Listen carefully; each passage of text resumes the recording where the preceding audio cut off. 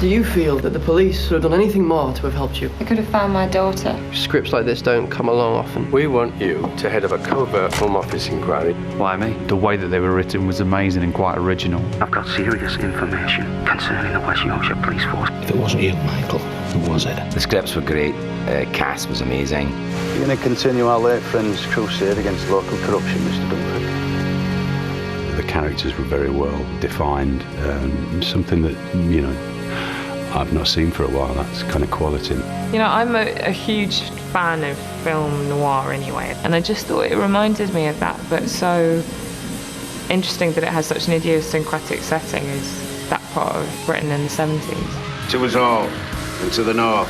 To the north. Where we do what we want. I mean, it is unapologetically Yorkshire. I mean, some of the characters are quite unsavoury, but there are also the characters that counterbalance that. It's a tough one for John because he's a guy who's up against the might of the West Yorkshire Police in all their big and scary glory. So he has to find a way of getting under the skin of what it is that they've been doing. The confession itself might have been gained by unlawful means. That's a very serious allegation, Mr. Piggott. There's no such thing as a little bit of corruption. By taking that sort of bribe or that sort of extra bit of pay which nobody knows about, their life suddenly goes into free fall. They can't be a little bit corrupt. It's a bit like being a little bit pregnant. How deep does the rock go, Morris? How deep? And who stops it? I've played detective chief superintendents before, of course, but this one was completely and utterly different. Probably the blackest, darkest character I've played for a long time. A man who's so steeped in evil, he's covered in it. It's all over him. Come on then, son. Surprise me.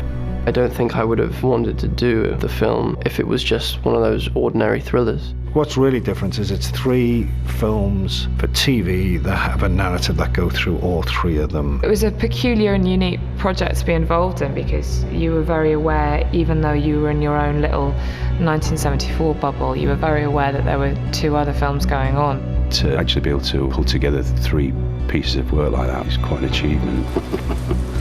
Champion. Jumping.